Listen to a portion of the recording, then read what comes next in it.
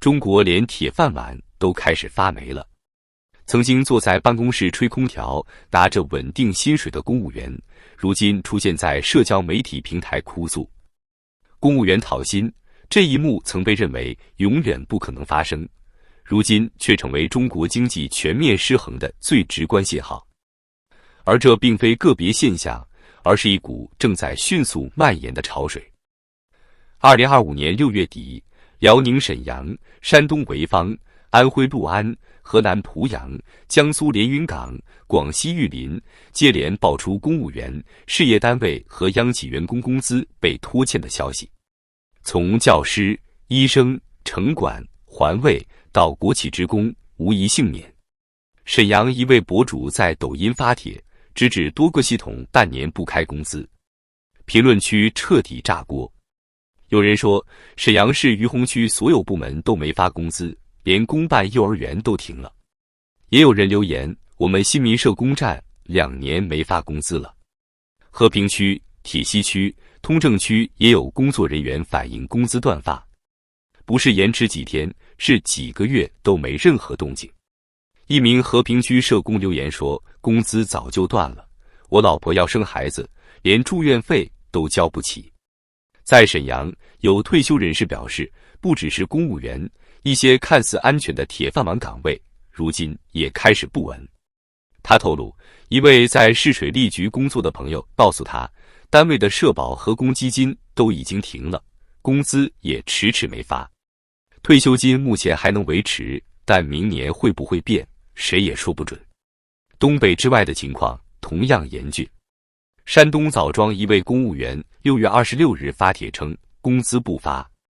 即墨一名基层医护人员也无奈在网上求助，工资2个月没动静了，每天上班心不在焉，总不能坐吃山空。潍坊市有居民透露，当地部分乡镇干部的工资不仅被拖延，还遭到打折处理。我一个亲戚说，他们镇上干部已经1个月没拿到全额工资了，现在只发80%，有些区级公务员甚至几个月都没发。而不少私企也陷入同样的窘境，许多员工敢怒不敢言，有的甚至倒贴钱帮企业贷款发工资，但企业老板也坦白，只借一次，再借没戏。河南濮阳一位义务支教教师发帖称，他们本无编制，生活原本就很拮据，如今连1年1度的乡村补贴也没发。他在评论区写道，7个半月才发了1500元，真是活不下去了。江苏连云港中赫集团旗下滩涂光伏示范项目工地因拖欠工资被建筑工人围堵。当地电商老板表示，江苏的经济算是不错的，但现在很多国企也发不出工资。我女儿所在的国企工厂已经转手，现在订单少得可怜，每周只上3天班，明年会更糟。中南财经政法大学退休教师接受采访时指出，中国地方财政曾高度依赖土地出让金和房地产税收，一旦房地产市场低迷，财政收入随之锐减，最先受影响的就是基层运行系统。他警告，财政断流已经影响到教育、医疗、环卫这些最基本的服务。发不出工资只是表象，背后是整个政策逻辑和财政结构出问题了。财政断裂不是隐性问题。6月28日，财新援引国务院2024年财政审计报告披露，全国16个省、175个县存在挪用41亿元惠农补贴的情况，其中部分资金被直接用于支付公职人员工资或偿还债务。同时，104个县区被揭发企业骗取农机补贴4.78亿元，3235名基层干部涉嫌冒领2329万元补贴。惠农、扶贫、农机、低保等补贴本是用来兜住最底层的命脉资金，如今也被动用来补工资缺口。这不是简单的调账处理，而是国家级财政调度体系失灵的明证。而民众的生活正因此陷入更深的困境。广东某地有视频流出，白发老人夜间在工地搬砖12小时，只为换来170元报酬。评论区的留言让人心酸，不干就没有晚饭吃了。有专家指出，如果财政困境导致公务体系长期拖欠薪资，不仅会引发人才流失与基层服务崩溃，也会加剧城乡差距与社会矛盾。财政危机对社会的影响已经开始扩散，如果继续漠视，后果将难以估计。从公务员到环卫工，从教师到医生，从东北到华东再到南方，欠薪现象像潮水一样蔓延开来。各地社交平台上已经无法控制地冒出越来越多的求助、投诉、绝望留言。信仰在崩塌，制度在失温。专家普遍认为，中国财政体系正面临前所未有的收支困境，而这一困境的蔓延不仅仅是工资问题，更有可能动摇整个制度的底座。公务员工资的发放一直被视为一个国家财政运作最基本的体面，而如今在最不应该出现混乱的领域，却爆出了最刺耳的哀鸣。它不是偶发性故障，而是全系统的预算断裂。在一些地方政府的内部会议纪要中，已经开始用能发1个月是1个月的表述安抚职员情绪。山东某地一位审计系统工作人员透露，他们市财政局的工资也已连续数月无法全额发放。更讽刺的是，审计他人财政是否违规的人，自己的工资却也被卡住。这种现实本身就已颠覆所有信任体系。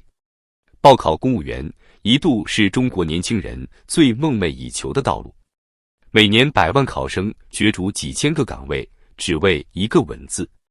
但如今，公务员离职潮正在悄然形成，一些在编年轻人选择退出，甚至转行去做外卖骑手、滴滴司机，只为挣到能用的钱，过得上眼前的生活。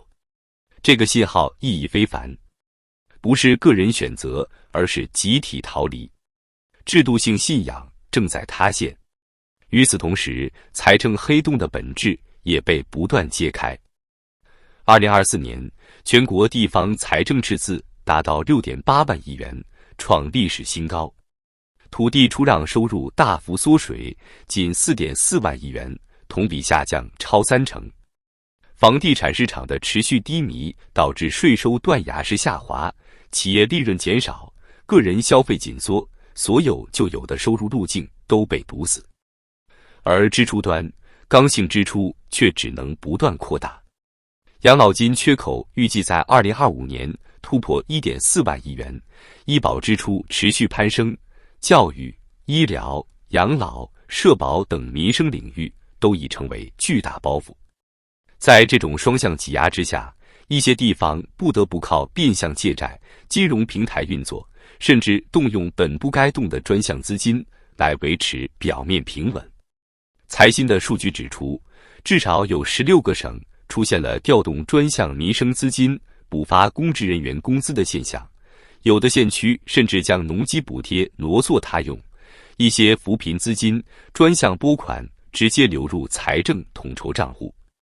这意味着整个财政体系正处于极度失衡的状态，已经无法精准分配每一分钱的去处。更令人警惕的是，财政紧缩不仅限于体制内，随着公务体系被迫压缩预算，更多外部社会部门也遭到波及。建筑行业欠薪问题在2025年上半年急剧上升，全国欠薪举报案件同比暴增 49%， 涉及金额达367亿元。环卫工、外包劳务、乡村教师、医生、项目工人，很多人处在被集体拖欠的灰色地带。广东一名被欠薪的建筑工人说得很直接，有的工地老板说，政府工程的钱都没下来，等钱下来了再发。但这笔钱下不来已经不是几天几个月的事，而是连预算编制都被压掉，发不出来的结构性问题。财政困难造成的冲击正在一层层地传导至最底部。广西一些县区出现了环卫公司停止运作的情况，导致垃圾堆积如山，街头异味刺鼻。这些故事并不光怪陆离，只是没有进入官方统计，也没有出现在电视屏幕上。更深的风险还在后头。财政恶狼若陷入绝境，下一步极有可能是反扑。已有迹象显示，一些地方税务机关正在对企业进行倒查5年、不计成本的罚款、摊派、临时征收，甚至以环保不合规、用工不规范等名义增加行政干预。企业生存空间被进一步压缩，基层经营者陷入恶性循环。